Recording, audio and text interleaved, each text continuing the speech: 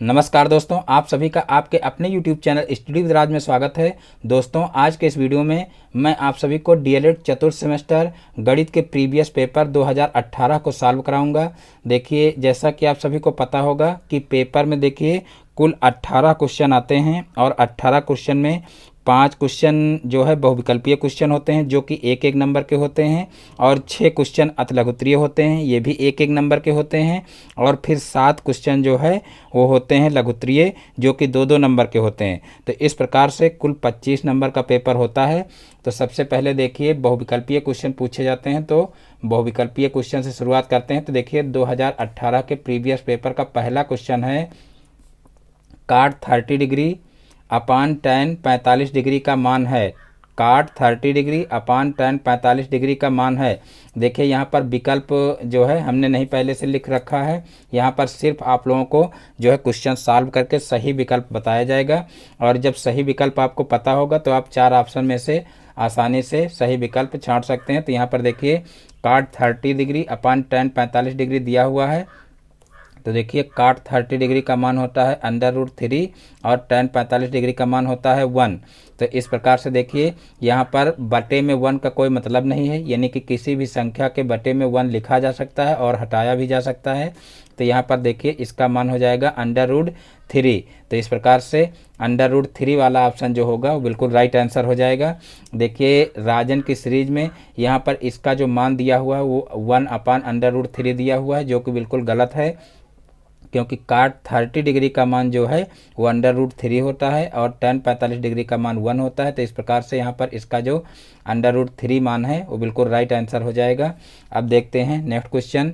तो देखिए next question है, किसी वृत्त का क्षेत्रफल 8800 वर्ग सेंटीमीटर है, वृत्त की त्रिज्या है। किसी वृत्त का क्षेत्रफल 8800 वर्ग सेंटीमीटर है, वृत्त की त्रिज्या है, यानी कि वृत्त की त्रिज्या ज्ञात करनी है और क्षेत्रफल दिया हुआ है। तो देखिए जो बहुविकल्पीय क्वेश्चन होते हैं, बहुविकल्पीय क्वेश्चन को थोड़ा सा शार्ट में आप लोग हल किया करिए। कहने का मतलब ये चीज़ है कि रफ कार्य ही इसमें करना रहता है, बाकी आपको सही ऑप्शन चुन करके जो है उसका आंसर लिखना रहता है, बाकी सवाल हल करके दिखाना नहीं रहता। इसलिए रफ कार्य में आप जो है शॉर्टकट में सवाल को हल करिए जिससे बहुविकल्पीय क्वेश्चन में ज़्यादा टाइम वेस्ट ना हो। तो यहाँ पर देखिए किसी वृत्त का क्षेत्रफल 8800 वर्ग सेंटीमीटर है, वृत्त की त्रिज्या है, यानी कि वृत्त की त्रिज्या ज्ञात करनी है। तो देखिए वृत्त के क्षेत्रफल का फार्मूला होता है πr² और यहाँ पर देखिए πr² का मान दिया हुआ है 8800। तो इस तरीके से πr² बराबर 8800 लिख लेंगे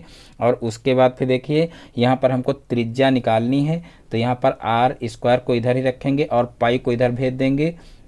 तो यहाँ पर देखिए पाई को इधर भेजेंगे तो पाई का मान 22/7 होता है, तो इधर जाएगा तो 7/22 हो जाएगा, यानी कि 8800 गुणे यहाँ पर 7/22 हो जाएगा। अब 22 से इसको सरल कर लेंगे तो यहाँ पर देखिए 22 एक कम 22 हो जाएगा और 22 चौको 88 हो जाएगा, यानी कि यहाँ पर आ जाएगा 400।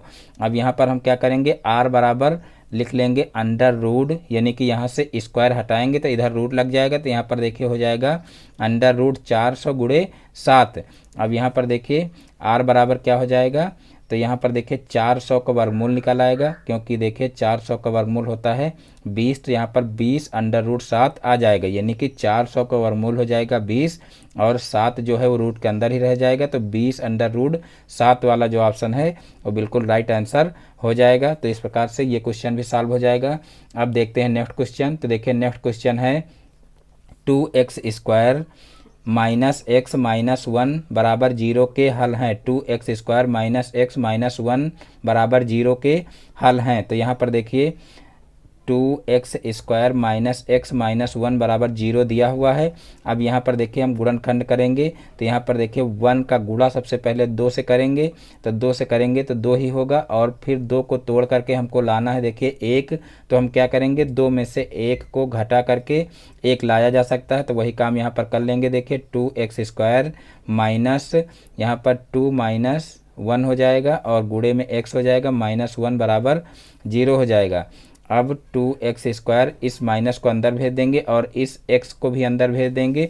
तो यहाँ पर देखिए हो जाएगा माइनस का 2x और माइनस माइनस प्लस हो जाएगा तो प्लस का x हो जाएगा और माइनस का 1 बराबर 0 हो जाएगा। अब यहाँ पर देखिए दो दो के जोड़े बना करके कॉमन ले लेंगे, तो यहाँ पर इसमें से कॉमन लेंगे तो देखिए क्या हो जाएगा 2x कॉमन हो जाएगा और यहाँ से बचेगा x और यहाँ से बचेगा देखिए माइनस का 1 और यहाँ से प्लस का 1 कॉमन लेंगे तो यहाँ से भी x माइनस 1 बच जाएगा। तो इस प्रकार से देखिए ये दो पद हो गए। अब दो पदों में से लेंगे कॉमन तो यहाँ पर देखिए x माइनस 1 दोनों पदों में कॉमन मिल रहा है तो यहाँ से हो जाएगा x माइनस 1 और यहाँ से देखिए बच जाएगा 2x प्लस 1 और बराबर यहाँ पर हो जाएगा 0। तो इस प्रकार से ये गुणनखंड हो जाएंगे। लेकिन यहाँ पर देखिए हल करने के लिए कहा गया है, तो हल करने का मतलब है कि x की वैल्यू निकालना है। अगर सिर्फ गुणनखंड करने के लिए कहा जाए तो सिर्फ यहाँ तक ही हल करना है। तो यहाँ पर देखिए एक बार हम क्या करेंगे x माइनस 1 बराबर 0 कर लेंगे और एक बार जो है 2x, पहले यहाँ पर इसको सॉल्व कर लीजिए सारी। यहाँ पर देखिए x माइनस 1 बराबर 0 कर लिए तो यहाँ पर x को इधर ही रखेंगे और इस 1 को उधर पक्षांतर कर लेंगे तो प्लस का 1 आ जाएगा। तो इस प्रकार से x की एक वैल्यू आ जाएगी। अब एक बार ले लेंगे देखिए 2x प्लस 1, 2x प्लस 1 बराबर 0। अब 2x को इधर रखेंगे, 1 को उधर पक्षांतर कर देंगे तो हो जाएगा माइनस का 1 और फिर x बराबर देखिए इस 2 को भी पक्षांतर कर देंगे तो माइनस का 1/2 हो जाएगा।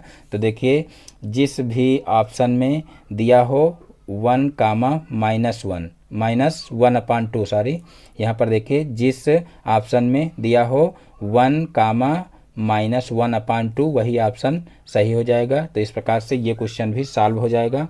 अब देखते हैं नेक्स्ट क्वेश्चन। तो देखिए नेक्स्ट क्वेश्चन है संख्या 14,641 के वर्गमूल में अंकों की संख्या है। संख्या 14,641 के वर्गमूल में अंकों की संख्या है। तो देखिए इसमें 5 अंक हैं तो 5 अंक हैं, लेकिन इसमें जो है कहा गया है कि वर्गमूल में अंकों की संख्या क्या होगी। तो देखिए इसका जब वर्गमूल निकालेंगे तो वर्गमूल में संख्या होगी 3। तो ये 3 वाला ऑप्शन जो होगा वो बिल्कुल राइट आंसर हो जाएगा। अब देखते हैं नेक्स्ट क्वेश्चन। तो देखिए नेक्स्ट क्वेश्चन है किसी चतुर्भुज के किन्हीं 3 कोणों का योगफल 285 और देखिए डिग्री है, चौथे कोण की माप है। किसी चतुर्भुज के किन्हीं 3 कोणों का योगफल 285 डिग्री है, चौथे कोण की माप है। तो देखिए इसको कैसे सॉल्व करेंगे। तो देखिए क्वेश्चन में कहा गया है कि किसी चतुर्भुज के किन्हीं 3 कोणों का योगफल 285 डिग्री है तो चौथे कोण की माप ज्ञात करनी है। तो देखिए चतुर्भुज के चारों अंतः कोणों का योग जो है 360 डिग्री के बराबर होता है। तो यहाँ पर देखिए 3 कोणों का योगफल दिया हुआ है तो चौथे कोण का मान क्या हो जाएगा। तो यहाँ पर लिख लेंगे चौथे कोण की माप बराबर, चौथे कोण की माप बराबर। तो देखिए 360 में से जो है 285 डिग्री घटा लेंगे तो कितना आ जाएगा। तो यहाँ पर आ जाएगा देखिए 75 डिग्री, यानी कि 360 में से 285 घटाएंगे तो कितना आ जाएगा 75 डिग्री आ जाएगा। तो इसका जो 75 वाला ऑप्शन होगा बिल्कुल राइट आंसर हो जाएगा। अब देखते हैं नेक्स्ट क्वेश्चन। देखिए बहुविकल्पीय क्वेश्चन समाप्त हो चुके हैं, अब अत लघुत्तरीय क्वेश्चन देखेंगे। तो चलिए देखते हैं अत लघुत्तरीय क्वेश्चन का पहला क्वेश्चन। तो देखिए अत लघुत्तरीय क्वेश्चन का पहला क्वेश्चन है देखिए वह छोटी सी छोटी प्राकृतिक संख्या ज्ञात कीजिए जिसे देखिए 1,94,491 में से घटाने पर शेषफल पूर्ण वर्ग हो जाए। वह छोटी सी छोटी प्राकृतिक संख्या ज्ञात कीजिए जिसे 1,94,491 में से घटाने पर शेषफल पूर्ण वर्ग हो जाए। तो देखिए इसको कैसे सॉल्व करेंगे। तो यहाँ पर देखिए सबसे पहले हम इसका जो है वर्गमूल निकाल लेंगे, क्योंकि यहाँ पर देखिए कहा गया है कि शेषफल पूर्ण वर्ग हो जाए। तो ये पूर्ण वर्ग संख्या है कि नहीं है ये हमें चेक करने के लिए क्या करना पड़ेगा कि जो है सबसे पहले भाग विधि से इसका वर्गमूल निकालना पड़ेगा। तो यहाँ पर देखिए इसका वर्गमूल निकाल लेंगे 194491। अब यहाँ पर देखिए दो दो के जोड़े बना लेंगे और फिर यहाँ पर इसका वर्गमूल निकालेंगे।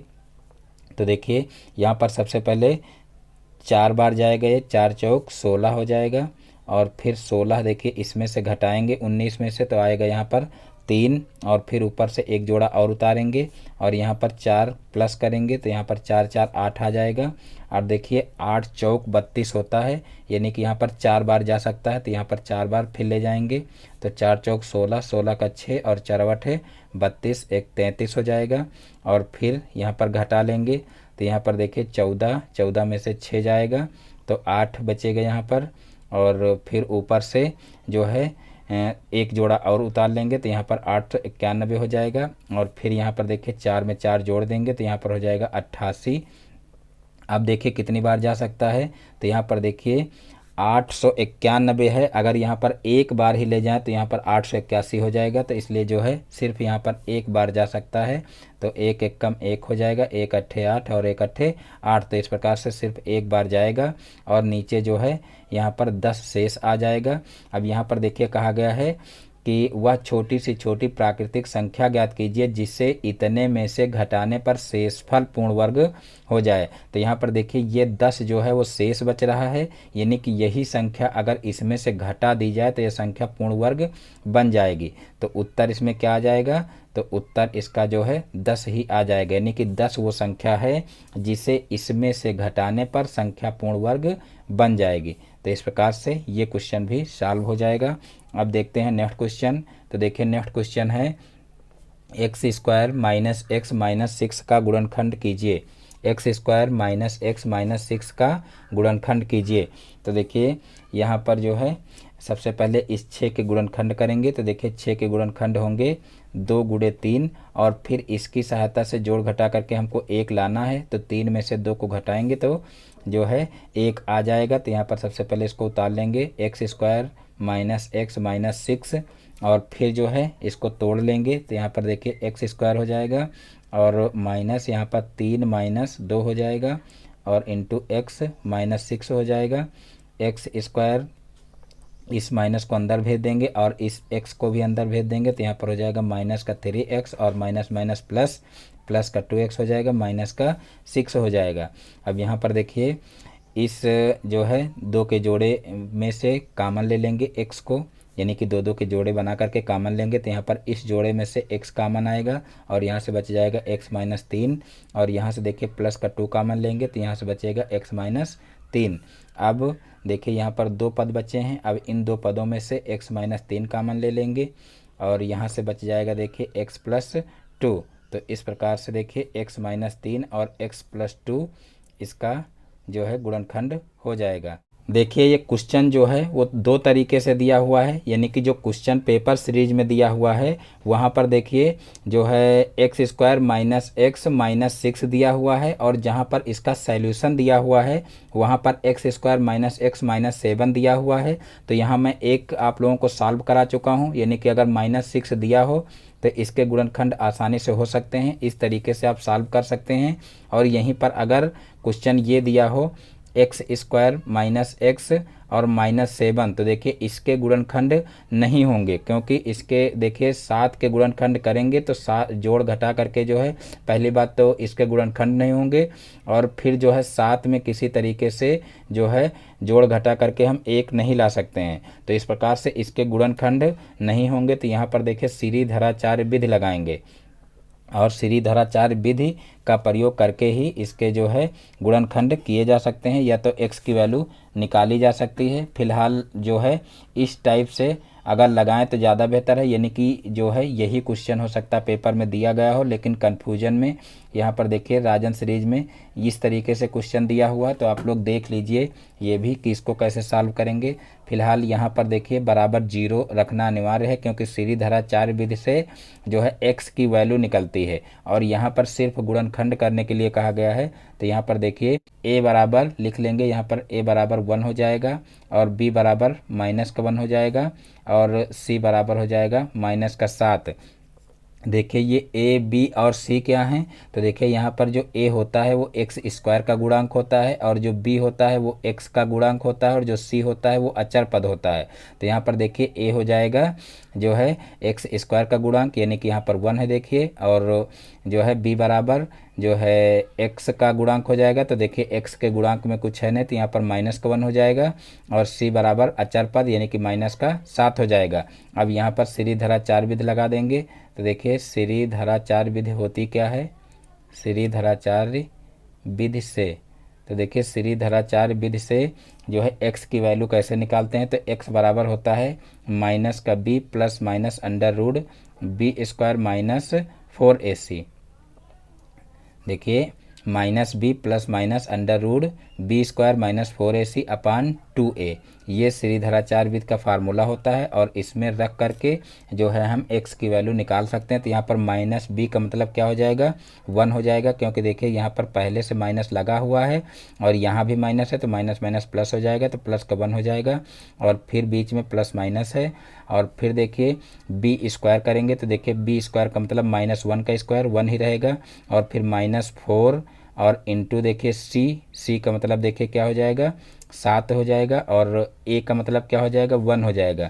तो यहाँ पर 1 इंटू क्या हो जाएगा माइनस का 7 और फिर जो है बटे में 2a दिया हुआ है, तो a का वैल्यू क्या है देखिए 1 है, तो यहाँ पर 2 इंटू 1 हो जाएगा। अब यहाँ पर 1 प्लस माइनस हो जाएगा अंडर रूट 1 माइनस, देखिए यहाँ पर 7 के साथ में माइनस है तो 7 चौक 28 हो जाएगा और यहाँ पर माइनस है इसलिए प्लस हो जाएगा, यानी कि 7 चौक 28 यहाँ पर आ जाएगा और बटे में 2 आ जाएगा। तो इस प्रकार से यहाँ पर देखिए कितना हो जाएगा 1 प्लस माइनस अंडर रूट 29 बटे 2। तो इस प्रकार से यही इसके मान हो जाएंगे, यानी कि x बराबर लिखा जा सकता है देखिए 1 प्लस अंडर रूट 29 बटे 2, पहला मान ये हो जाएगा और दूसरा मान हो जाएगा जो है 1 माइनस अंडर रूट 29 बटे 2।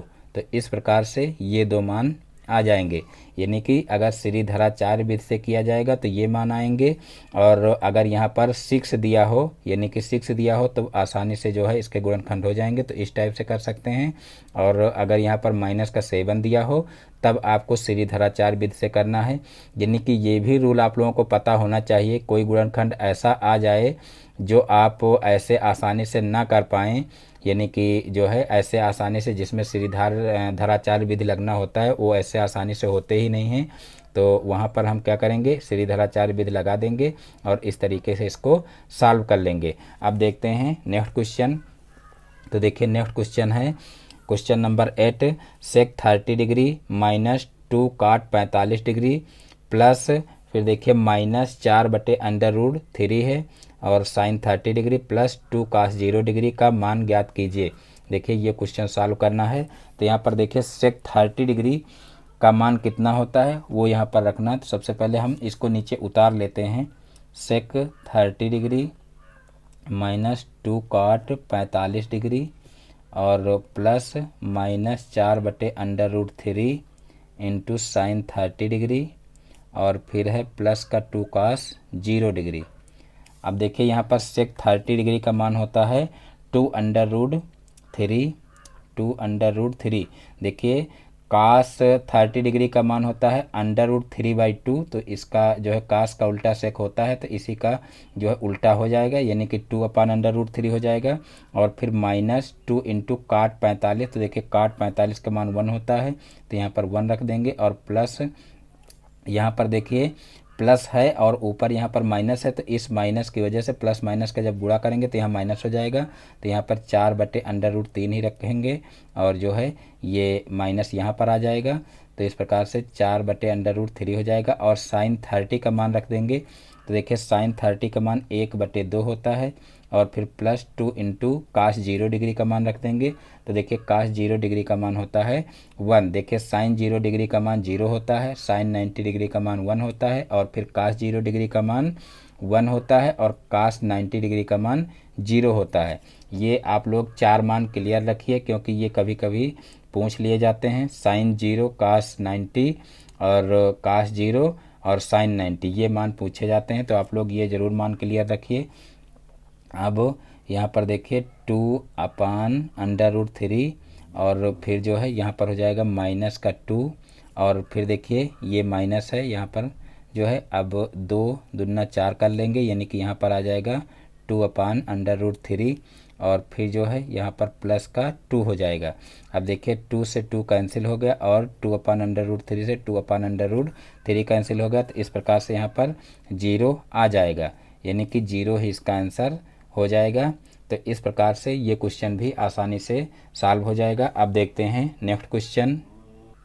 तो देखिए नेक्स्ट क्वेश्चन है क्वेश्चन नंबर 9, 2 सिक्के उछालने पर क्या परिणाम प्राप्त होंगे। तो देखिए जैसा कि आप सभी को पता होगा कि सिक्के जो होते हैं उसमें 2 पहलू होते हैं, या तो हेड आएगा या तो टेल आएगा, यानी कि हेड और टेल 2 चीज़ें आ सकती हैं। तो यहाँ पर देखिए जब 2 सिक्कों को साथ में उछालेंगे तो उसके कितने परिणाम प्राप्त होंगे वो यहाँ पर लिखना है। तो देखिए कुल 4 परिणाम प्राप्त होंगे अगर 2 सिक्कों को उछालेंगे, और वो परिणाम कौन कौन से हैं वो यहाँ पर जो है लिखना है। अगर कितने परिणाम प्राप्त होंगे ये जो है कहा जाए तो वो जो है 4 लिख देंगे संख्या में, और यहाँ पर कहा गया है कि 2 सिक्के उछालने पर क्या परिणाम प्राप्त होंगे, तो क्या परिणाम प्राप्त करने में फिर वो घटनाएं लिखने पड़ेंगी। तो यहाँ पर देखिए हेड आएगा या तो टेल आएगा, यानी कि एक में हेड और एक में टेल आ सकता है, और फिर देखिए एक में टेल और एक में हेड आ सकता है, और इसी तरीके से दोनों में टेल आ सकता है और दोनों में हेड आ सकता है। इस प्रकार से ये जो है 4 प्रकार की घटनाएं प्राप्त होंगी, यानी कि यहाँ पर देखिए कहा गया है कि 2 सिक्के उछालने पर क्या परिणाम प्राप्त होंगे। तो यहाँ पर देखिए इस प्रकार से 4 प्रकार के परिणाम प्राप्त होंगे। देखिए head tail, tail head, tail tail और हेड हेड। तो इस प्रकार से 4 परिणाम जो है प्राप्त होंगे। अब देखते हैं नेक्स्ट क्वेश्चन। तो देखिए नेक्स्ट क्वेश्चन है किसी शंकु की तिरछी ऊंचाई 21 सेंटीमीटर, किसी शंकु की तिरछी ऊंचाई यानी कि एल यहाँ पर दिया हुआ है 21 सेंटीमीटर, 21 सेंटीमीटर, और त्रिज्या देखिए 8 सेंटीमीटर, यानी कि आर दिया हुआ है 8 सेंटीमीटर है। तो शंकु का वक्र पृष्ठ ज्ञात कीजिए। देखिए शंकु की तिरछी ऊंचाई दी गई है, त्रिज्या दी गई है, और शंकु का वक्र पृष्ठ ज्ञात करना है। तो देखिए शंकु के वक्र पृष्ठ का फार्मूला होता है πr_l। तो यहाँ पर सीधे से शंकु के वक्र पृष्ठ का फार्मूला लगा देंगे। शंकु का वक्र पृष्ठ बराबर, शंकु का वक्र पृष्ठ बराबर, तो देखिए शंकु का वक्र पृष्ठ होता है πr_l। तो यहाँ पर देखिए पाई की वैल्यू रख लेंगे 22/7, और गुणे यहाँ पर आर दिया हुआ है 8, तो 8 लिख लेंगे, और एल दिया हुआ है 21, और फिर यहाँ पर 7 से जो है 21 को काट देंगे। तो यहाँ पर देखिए 7 त्रिक 21 हो जाएगा, और फिर जो है इन सभी का गुणा कर लेंगे। तो यहाँ पर देखिए 22 तिहाई 66 हो जाएगा, और 66 गुणे 8 कर लेंगे। तो यहाँ पर देखिए 8 छंग 48, 48 का 8 हो जाएगा, और 8 छंग 48, और 48 और 4 कितना हो जाएगा 52। तो यहाँ पर देखिए जो है 528 वर्ग सेंटीमीटर आ जाएगा, यानी कि शंकु का वक्र पृष्ठ कितना आ जाएगा 528 वर्ग सेंटीमीटर। तो इस प्रकार से ये क्वेश्चन भी आसानी से हल हो जाएगा। अब देखते हैं नेक्स्ट क्वेश्चन। तो देखिए नेक्स्ट क्वेश्चन है क्वेश्चन नंबर 11, और ये अतलघुत्रीय क्वेश्चन का लास्ट क्वेश्चन है।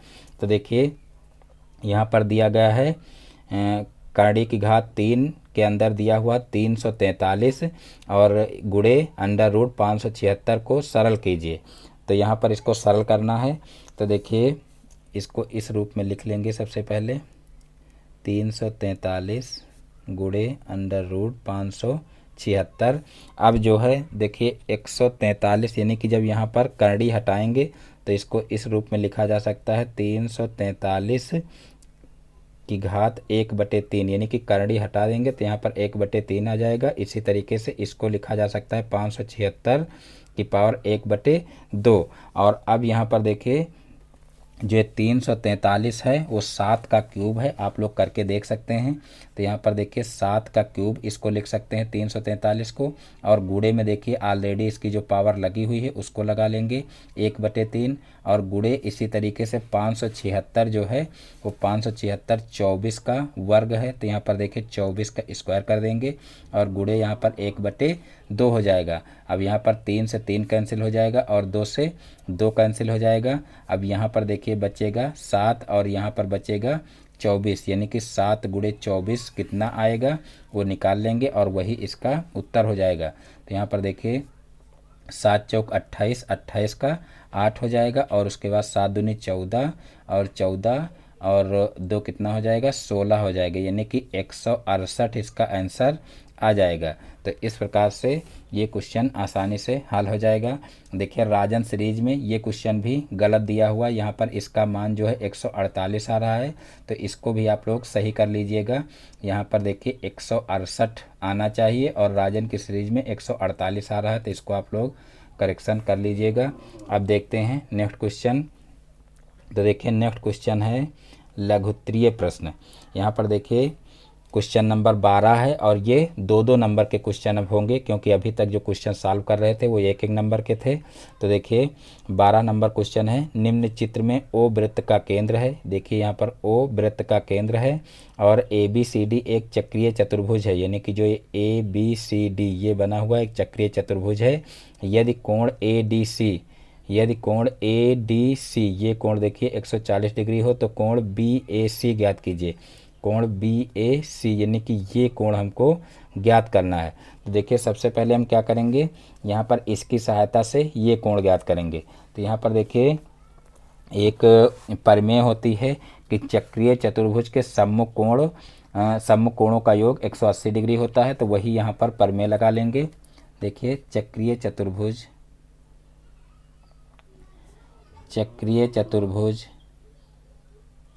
के सम्मुख कोणों का योग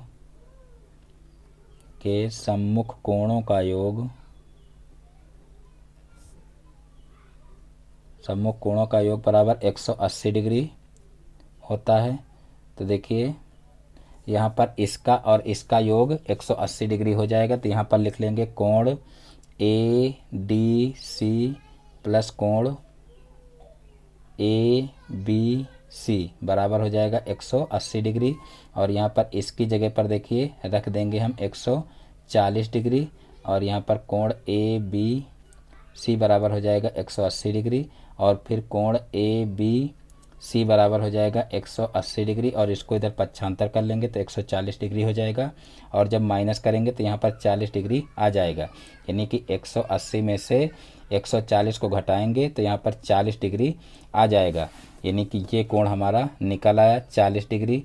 और अब देखिए एक प्रमेय आप लोग और पढ़े होंगे कि देखिए अर्धवृत्त में बना समकोण होता है, या तो ये आप लिख दीजिए और या तो ये भी लिखा जा सकता है कि व्यास पर बना कोण या व्यास द्वारा परिधि पर बना कोण 90 डिग्री का होता है। ये भी प्रमेय जो है कह सकते हैं, दोनों प्रमेय एक ही हैं। तो यहाँ पर जो है लिख लेंगे अर्धवृत्त में बना कोण समकोण होता है।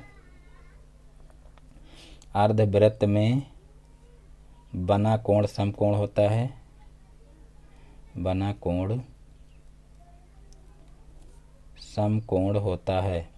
देखिए यहाँ पर इस तरीके से अर्धवृत्त का मतलब यहाँ पर देखिए व्यास है और व्यास के द्वारा परिधि पर कहीं भी इस तरीके से कहीं भी जो है कोण बन रहा हो तो सारे कोण क्या होंगे 90 डिग्री के होंगे यहाँ पर। तो देखिए ये जो है व्यास के द्वारा ही ये कोण बन रहा है तो ये क्या हो जाएगा 90 डिग्री का हो जाएगा। तो यहाँ पर देखिए कोण C बराबर हो जाएगा 90 डिग्री और यहाँ पर देखिए चाहे तो पूरे कोण का नाम लिख लें, कोण BCA, कोण BCA ये कोण हो जाएगा 90 डिग्री। और फिर जो है देखिए ये कोण हमारा 90 डिग्री हो गया और ये कोण 40 डिग्री हो गया और ये कोण हमको निकालना था, ये अभी नहीं निकला है। तो अब यहाँ पर हम लिख लेंगे त्रिभुज ABC में, त्रिभुज ABC में देखिए जब दो कोण पता है तो तीसरा कोण पता हो जाएगा, क्योंकि कोण A प्लस कोण B प्लस कोण C बराबर हो जाएगा 180 डिग्री, यानी कि त्रिभुज के तीनों अंतः कोणों का योग 180 डिग्री होता है। तो यहाँ पर देखिए तीनों कोणों का योग 180 डिग्री के बराबर कर लेंगे। अब यहाँ पर देखिए A की वैल्यू हमको निकालनी है और जो है यहाँ पर क्या करेंगे 180 डिग्री में से जो है B और C के कोणों को जोड़ करके घटा लेंगे। तो यहाँ पर देखिए B कितना है, B दिया हुआ है देखिए बी दिया हुआ 40 डिग्री और फिर सी कितना दिया हुआ है, तो सी निकालें अभी 90 डिग्री। अब इन दोनों को जोड़ करके और 180 में से घटा लेंगे, तो यहाँ पर देखिए 180 डिग्री माइनस देखिए 9 4 13 यानी कि 130 डिग्री हो जाएगा। और 180 डिग्री में से 130 डिग्री घटाएंगे तो यहाँ पर आ जाएगा 50 डिग्री। तो इस प्रकार से कोण ए आ जाएगा 50 डिग्री। तो इस प्रकार से ये क्वेश्चन भी सॉल्व हो जाएगा। अब देखते हैं नेक्स्ट क्वेश्चन। तो देखिए नेक्स्ट क्वेश्चन दिया हुआ है क्वेश्चन नंबर 13। किसी कक्षा के 24 शिक्षार्थियों की वर्षों में आयु के आंकड़े निम्नलिखित हैं। देखिए आयु वर्षों में दी हुई है 12, 13, 14, 15, 16 और शिक्षार्थी हैं। देखिए आयु 12 के 4 शिक्षार्थी हैं और 13 आयु के 5 हैं, 14 के 4 हैं, 15 के 6 हैं और 16 के 5 हैं। और इनकी आंकड़ों की हमको क्या करना है, माध्यिका ज्ञात करनी है। तो देखिए यहाँ पर हम क्या करेंगे, सबसे पहले हम इनकी संचयी बारंबारता निकाल लेंगे, क्योंकि देखिए जब पद एक एक होते हैं तो हम क्या करते हैं, संचयी बारंबारता उसकी नहीं निकालते हैं, सिर्फ पदों से ही आरोही और अवरोही क्रम में लिख करके माध्यिका निकाल लेते हैं। लेकिन जब एक पद कई बार दिया रहता है तो उसमें फिर संचयी बारंबारता निकालना जरूरी हो जाता है। तो यहाँ पर देखिए एक पद कई बार दिया हुआ, जैसे 12 देखिए 4 बार दिया हुआ, 13 5 बार दिया हुआ, 14 4 बार दिया हुआ है। तो इस कंडीशन में संचयी बारंबारता निकालना जरूरी होता है। तो यहाँ पर देखिए ये बारंबारता है, तो बारंबारता में देखिए पहले जो है पहली लाइन में क्या करेंगे, यही बारंबारता संचयी बारंबारता हो जाएगी। उसके बाद फिर क्या करेंगे, अगले स्टेप में फिर 4 में 5 जोड़ देंगे, यानी कि 4 + 5 कर देंगे, तो यहाँ पर 5 4 9 हो जाएगा। और फिर देखिए 9 में 4 जुड़ जाएगा, तो यहाँ पर 9 4 13 हो जाएगा। और फिर देखिए 13 में जो है ये पद जोड़ देंगे 6, तो कितना हो जाएगा 19 हो जाएगा। और फिर 19 में 5 जोड़ देंगे, तो 19 में 5 जोड़ेंगे तो 24 हो जाएगा। तो इस प्रकार से ये इसकी संचयी बारंबारता हो जाएगी। और अब इन पदों का योग ज्ञात कर लेंगे। तो यहाँ पर देखिए पदों का योग क्या हो जाएगा, तो देखिए 5 4 9 और 9 4 13 और 13 और 6 कितना हो जाएगा 19 और 19 5 24। तो इस प्रकार से पदों का योग हो जाएगा 24, जो कि एक सम संख्या है। n जो है क्या है, एक सम संख्या है, सम संख्या है। तो यहाँ पर देखिए माध्यिका का सम संख्या वाला फार्मूला लगाएंगे। तो देखिए माध्यिका का सम संख्या वाला फार्मूला क्या होता है, माध्यिका का सम संख्या वाला फार्मूला होता है n/2वें पद का मान, n/2वें पद का मान और प्लस हो जाएगा देखिए n/2 प्लस 1वें पद का मान, 1वें पद का मान। और उसके बाद फिर बटे 2 कर देंगे, यानी कि इसका होल बटे 2 कर देंगे, पूरे का बटे। तो यहाँ पर देखिए n/2वें पद का मान, यहाँ पर देखिए n 24 है, n यहाँ पर देखिए n की वैल्यू कितनी है 24 है, तो n/2 करेंगे तो यहाँ पर आ जाएगा 12, यानी कि 12वें पद का मान, 12वें पद का मान हो जाएगा। और इसी प्रकार से n/2 करेंगे तो देखिए यहाँ पर आ जाएगा 12 और 12 में 1 जोड़ेंगे तो यहाँ पर आ जाएगा 13वें पद का मान, 13वें पद का मान। और फिर यहाँ पर बटे हो जाएगा 2। अब यहाँ पर देखिए 12वां पद कौन सा होगा, तो देखिए यहाँ पर देखिए 9 के बाद 13 तक के पद जो हैं वो क्या हैं, 14 वाले हैं, यानी कि 14 जो है वो किस किस स्थान पर है, तो देखिए 9 के बाद जो है 10 के स्थान पर, 11 के स्थान पर, 12 और 13 के स्थान पर 14 है। ये यहाँ संचयी बारंबारता से क्लियर हो जाता है। तो यहाँ पर देखिए 12वां पद क्या माना जाएगा, तो वो माना जाएगा देखिए 14, तो यहाँ पर 14 जो है लिख लेंगे। और फिर देखिए 13वां पद क्या होगा, तो 13वें पद के स्थान पर भी जो है 14 ही लिखा जाएगा, कि क्योंकि यहाँ पर देखिए इसकी संचयी बारंबारता 13 है, यानी कि इस लाइन में ही ये आएगा 13वां पद भी। तो यहाँ पर देखिए 14 प्लस कर लेंगे और फिर देखिए बटे में 2 कर लेंगे, तो यहाँ पर 14 दूना 28 हो जाएगा और बटे 2 हो जाएगा। अब 28 का जो है 2 से भाग करेंगे तो 14 आ जाएगा। तो इस प्रकार से इसकी माध्यिका जो है वो 14 आ जाएगी। तो इस प्रकार से ये क्वेश्चन भी आसानी से हल हो जाएगा। अब देखते हैं नेक्स्ट क्वेश्चन। तो देखिए नेक्स्ट क्वेश्चन है एक रोलर का व्यास 70 सेंटीमीटर व लंबाई 2 मीटर है, तो बताइए कि 50 चक्कर में रोलर कितने वर्ग मीटर चलेगा। एक रोलर का व्यास 70 सेंटीमीटर व लंबाई 2 मीटर है, तो बताइए कि 50 चक्कर में रोलर कितने वर्ग मीटर चलेगा। तो यहाँ पर देखिए रोलर का व्यास यानी कि जो पहिया रोलर का होता है उसका व्यास दिया हुआ है, व्यास होता है d, तो d दिया हुआ है 70 सेंटीमीटर। तो इसकी सहायता से हम क्या करेंगे कि जो है त्रिज्या निकाल लेंगे। तो देखिए त्रिज्या क्या हो जाएगी इसकी, सबसे पहले तो इसको हम जो है मीटर में चेंज कर लेंगे, क्योंकि यहाँ पर लंबाई जो है वो मीटर में दी हुई है, तो यहाँ पर इसको मीटर में चेंज करेंगे। तो देखिए इसको जो है 100 से भाग करेंगे, तो यहाँ पर 100 से देखिए जब भाग करेंगे तो हो जाएगा 0.7 मीटर, यानी कि सेंटीमीटर को मीटर में चेंज करेंगे तो यहाँ पर 100 से भाग करेंगे तो यहाँ पर देखिए इस स्थान पर पॉइंट लग जाएगा, तो 0.7 मीटर हो जाएगा। और उसके बाद फिर जो है त्रिज्या निकाल लेंगे। तो त्रिज्या देखिए r होती है, r बराबर d अपान कितना हो जाएगा, d/2। तो यहाँ पर देखिए जो है d कितना है 0.7 है और बटे 2 करेंगे तो यहाँ पर देखिए 0.35 हो जाएगा, यानी कि देखिए 2 तिहाई 6 और फिर बचेगा 1 और 2 पंचे 10 हो जाएगा। तो इस प्रकार से 0.35 मीटर हो जाएगा, ये भी मीटर में आएगा। तो इस प्रकार से देखिए त्रिज्या हमको ज्ञात हो गई है और जो है लंबाई इसकी दी हुई, तो लंबाई को h से प्रदर्शित करते हैं। तो h बराबर कितना दिया हुआ है 2 मीटर, तो यहाँ पर 2 मीटर लिख लेंगे। और उसके बाद फिर देखिए एक चक्कर में जो है रोलर द्वारा चली गई दूरी निकाल लेंगे। एक चक्कर में रोलर द्वारा चली गई दूरी क्या होगी, रोलर द्वारा चली गई दूरी। तो देखिए जो रोलर होता है, रोलर का पहिया अगर जो है केवल पहिया से निकालना होता है, यहाँ पर देखिए लंबाई भी दी हुई है, तो लंबाई इसकी 2 मीटर दी हुई है। सिर्फ पहिया होता तो सिर्फ जितना पहिया चलता यानी कि पहिए की परिधि निकाल लेते और वो एक चक्कर द्वारा चली गई दूरी हो जाती। लेकिन देखिए रोलर की जो है लंबाई भी दी हुई है 2 मीटर, तो यहाँ पर देखिए उसके पहिए की जो परिधि है वो भी निकालेंगे और साथ में जो है इसकी जो लंबाई दी गई है उसका भी गुणा करेंगे। यानी कि यहाँ पर देखिए वृत्त की परिधि होती है 2πr और गुणे हो जाएगा h, यानी कि 2πrh कर लेंगे। तो इस प्रकार से ये जो है एक चक्कर में रोलर द्वारा चली गई दूरी हो जाएगी।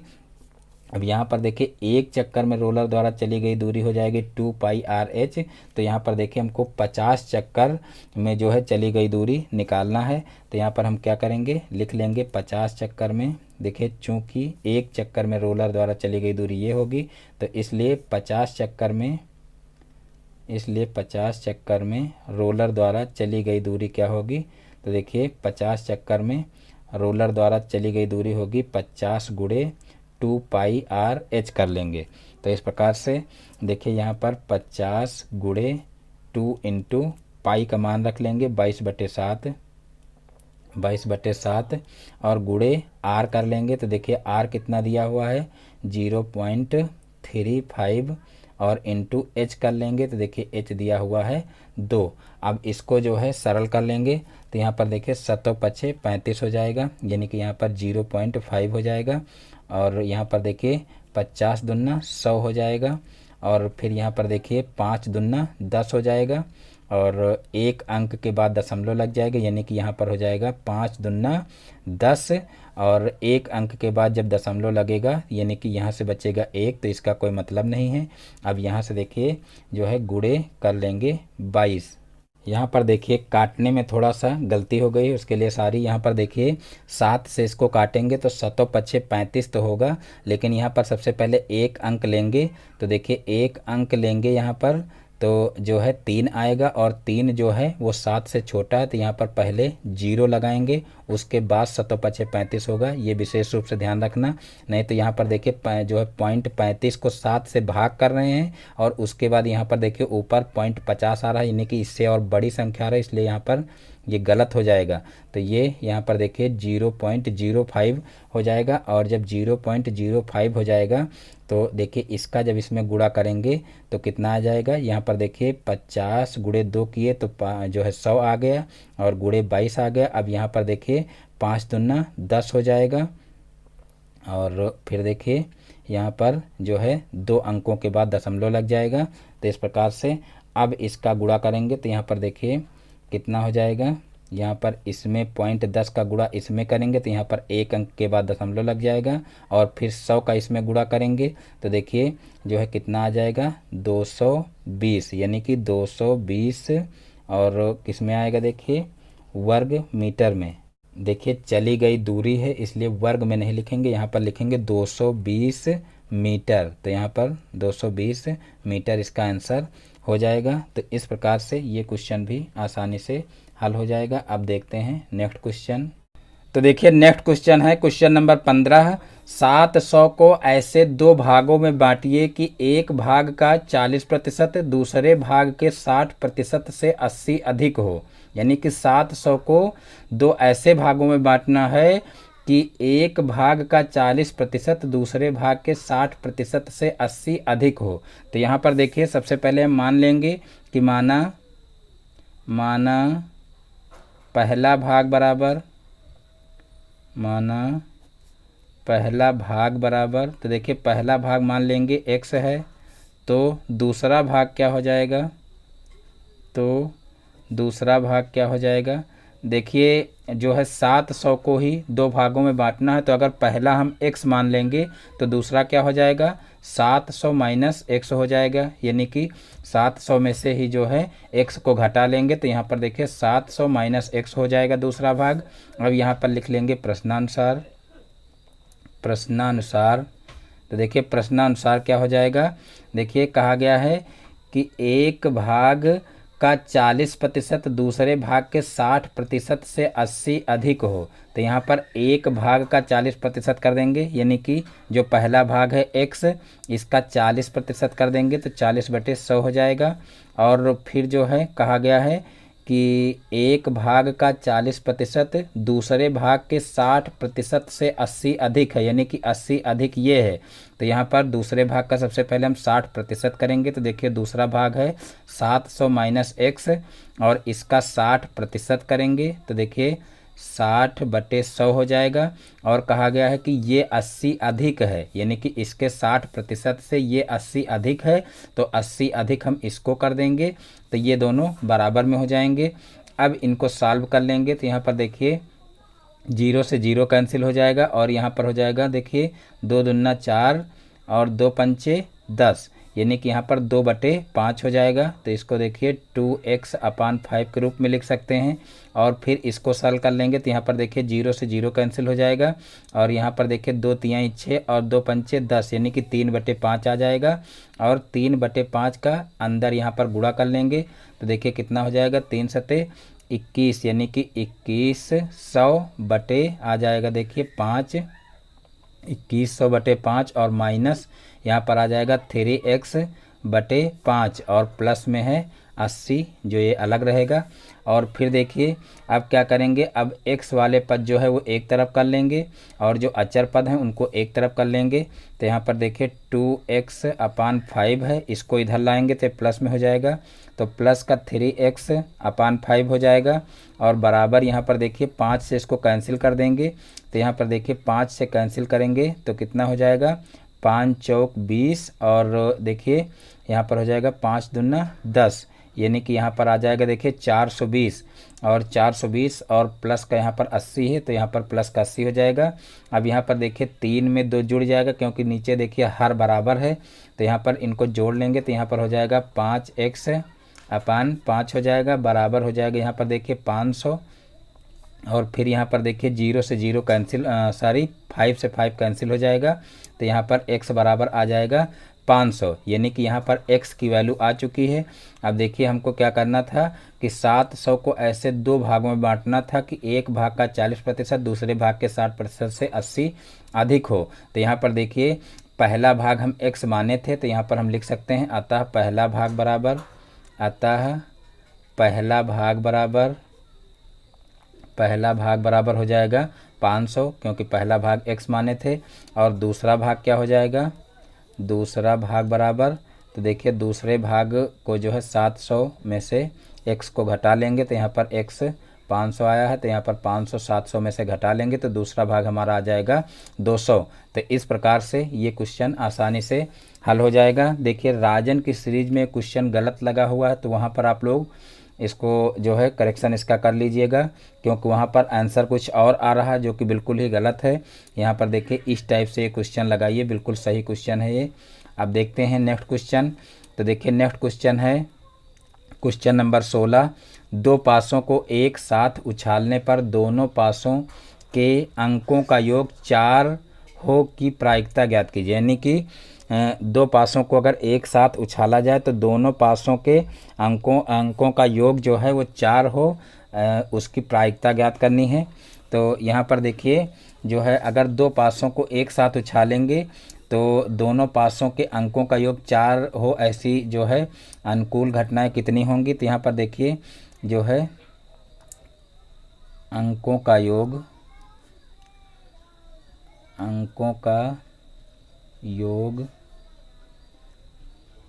4 होने वाली घटनाएं,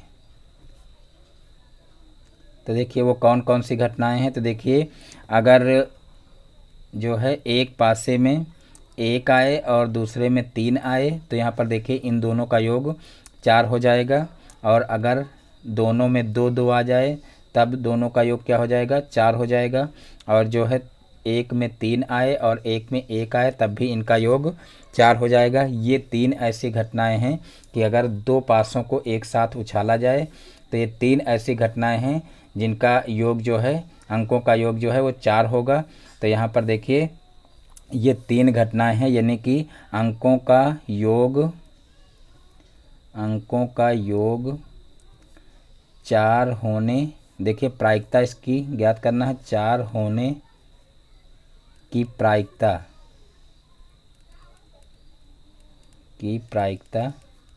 बराबर हो जाएगा। देखिए यहाँ पर अनुकूल घटनाएं कितनी है, 3 है, तो यहाँ पर देखिए प्रायिकता बराबर होता है अनुकूल घटनाएं बटे कुल घटनाएं, तो यहाँ पर 3/36 हो जाएगा। देखिए दो जो है पासे साथ में उछाले जा रहे हैं, तो दो पासों की जो कुल घटनाएं हैं वो कितनी होंगी, तो ये हो जाएंगी 36। तो इस प्रकार से 3/36 हो जाएगा। अब इसको सॉल्व कर लेंगे, 3 एकम 3, 3 दूना, यहाँ पर देखिए 3 एकम 3 और 3 दूना 6, यानी कि 1/12 यहाँ पर आ जाएगा।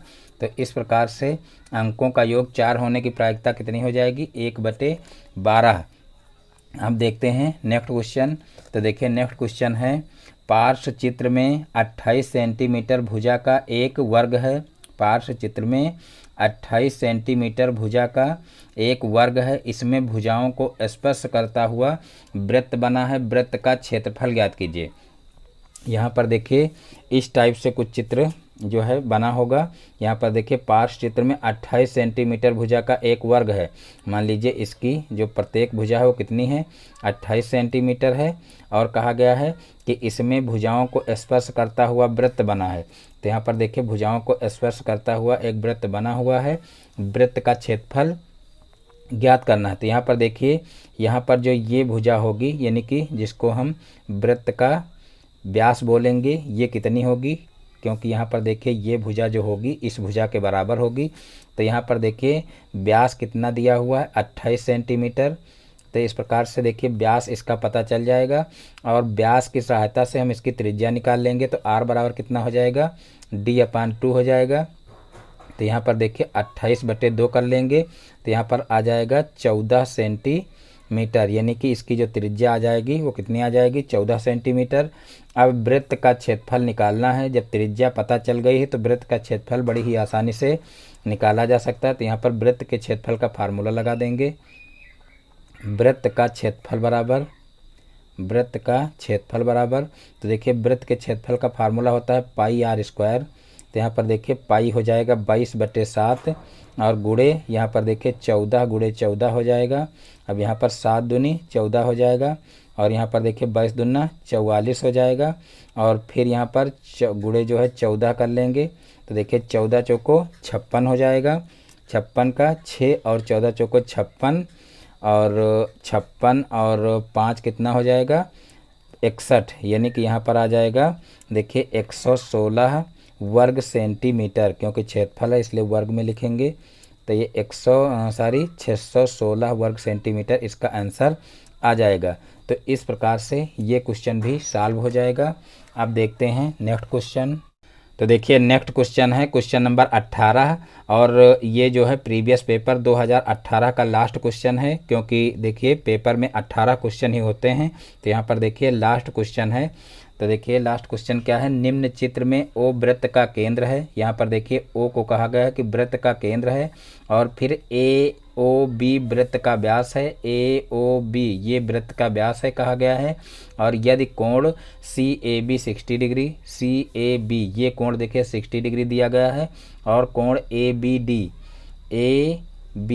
ये कोण देखिए कहा गया है 40 डिग्री है। तो कोण सी ए डी देखिए सी ए डी यानी कि ये पूरा कोण निकालना है और कोण डी बी सी यानी कि ये पूरा कोण निकालना है।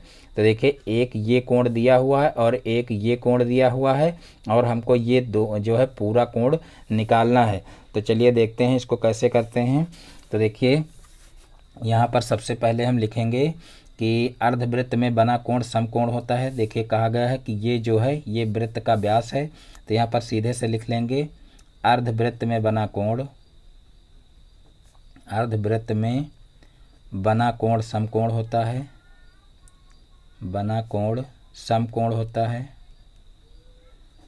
समकोण होता है। देखिए अर्धवृत्त में बना कोण समकोण होता है, इसलिए कोण देखिए ए सी बी कितना हो जाएगा, ए सी बी बराबर हो जाएगा 90 डिग्री। और इसी प्रकार देखिए यहाँ पर इसी प्रकार ये कोण भी देखिए 90 डिग्री का हो जाएगा, क्योंकि देखिए अर्धवृत्त में ये कोण भी बन रहा है और अर्धवृत्त में ये कोण भी बन रहा है। इसको दूसरी भाषा में ये भी कह सकते हैं कि व्यास द्वारा परिधि पर बना कोण 90 डिग्री का होता है। तो यहाँ पर देखिए ये व्यास द्वारा परिधि पर बना कोण है तो ये 90 डिग्री का होगा और ये भी 90 डिग्री का होगा। तो यहाँ पर लिख लेंगे कोण ए सी बी 90 डिग्री और इसी तरीके से यहाँ पर कोण ए डी बी भी हो जाएगा 90 डिग्री। और देखिए अब यहाँ पर ये कोण पता है, ये कोण पता है और ये कोण हमको निकालना है। और ये देखिए यहाँ पर ये कोण पता है और ये पता हो गया और ये कोण निकालना है। जब ये पता है और ये निकाल लेंगे तो देखिए इन दोनों को जोड़ करके ये कोण निकाला जा सकता है। तो अब यहाँ पर हम लिख लेंगे त्रिभुज ए सी बी में यानी कि सबसे पहले ये त्रिभुज ले लेंगे और ये त्रिभुज लेंगे। तो देखिए यहाँ पर ये कोण हमको पता है, कोण ए प्लस कोण बी प्लस कोण सी बराबर हो जाएगा कितना 180 डिग्री। और यहाँ पर कोण ए देखिए 60 डिग्री पहले से दिया हुआ है और यहाँ पर कोण बी हमको निकालना है और कोण सी जो है वो हम ऊपर निकाल चुके हैं। कोण सी जो है वो 90 डिग्री है तो इस प्रकार 90 डिग्री रख देंगे और यहाँ पर आ जाएगा 180 डिग्री। अब इन दोनों को जोड़ करके 180 में से घटा लेंगे तो कोण बी हमारा निकल आएगा। तो कोण बी बराबर हो जाएगा 180 डिग्री और माइनस यहाँ पर 9 6 15 हो जाएगा यानी कि 150 डिग्री हो जाएगा। अब 150 180 में से घटाएंगे तो कोण बी हमारा आ जाएगा 30 डिग्री। यहाँ पर देखिए कोण बी कितना आ जाएगा 30 डिग्री आ जाएगा। अब जो है क्या करेंगे इसी प्रकार यहाँ पर लिख लेंगे इसी प्रकार लिख लेंगे त्रिभुज। देखिए ये वाला हम त्रिभुज पहले लिए थे ए सी बी, अब कोण जो है त्रिभुज ये ले लेंगे त्रिभुज ए डी बी में अब देखिए इसमें क्या करेंगे, कोण ए प्लस कोण बी प्लस कोण डी बराबर हो जाएगा 180 डिग्री। अब यहाँ पर देखिए कोण ए जो है हमको पता नहीं है तो इसको ऐसे ही रखेंगे। और फिर देखिए कोण बी जो है वो कितना आया है, कोण बी जो है पहले से दिया हुआ 40 डिग्री और कोण डी हम निकाल चुके हैं 90 डिग्री और बराबर हो जाएगा 180 डिग्री।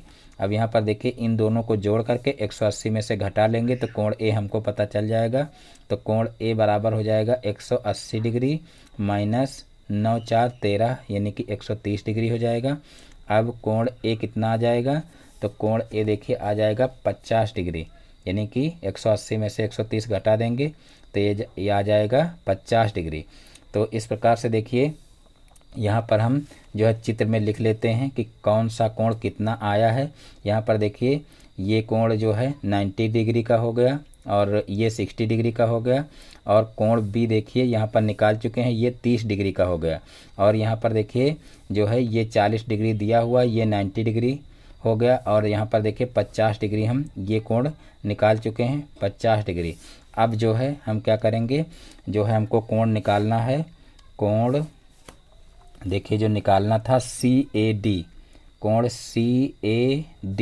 तो देखिए कोण CAD क्या हो जाएगा, यहाँ पर देखिए CAD, तो यहाँ पर देखिए जो है CAD बराबर हो जाएगा 60 और प्लस 50, यानी कि यहाँ पर 60 प्लस 50 कर देंगे तो कितना हो जाएगा 6 5 11 यानी कि 110 डिग्री हो जाएगा। और इसी प्रकार से देखिए ये कोण निकालना है, कोण DBC, तो देखिए कोण DBC बराबर कितना हो जाएगा, तो ये हो जाएगा 40 डिग्री और जो है 40 डिग्री प्लस 30 डिग्री, तो यहाँ पर देखिए 40 में 30 जोड़ेंगे तो ये हो जाएगा 70 डिग्री। तो इस प्रकार से ये क्वेश्चन भी आसानी से हल हो जाएगा, यानी कि यहाँ पर देखिए कोण CAD जो है आ गया 110 डिग्री और कोण DBC आ गया 70 डिग्री। तो देखिए इस प्रकार से आज के सारे क्वेश्चन समाप्त होते हैं, यानी कि प्रीवियस ईयर 2018 के सारे क्वेश्चन सॉल्व करा दिए गए हैं। मैं उम्मीद करता हूं कि आज के सारे क्वेश्चन आप लोगों को अच्छे से समझ में आ गए होंगे। दोस्तों यदि हमारा वीडियो पसंद आया हो तो वीडियो को लाइक करें और इस चैनल पर नए हैं तो चैनल को सब्सक्राइब करें और बेल आइकन को भी प्रेस कर लें, जिससे हमारे आगे आने वाली वीडियो का नोटिफिकेशन आपके मोबाइल पर सबसे पहले पहुँचे। फिर मिलते हैं अपने नेक्स्ट वीडियो में एक नए टॉपिक के साथ में, तब तक के लिए जय हिंद, वंदे मातरम।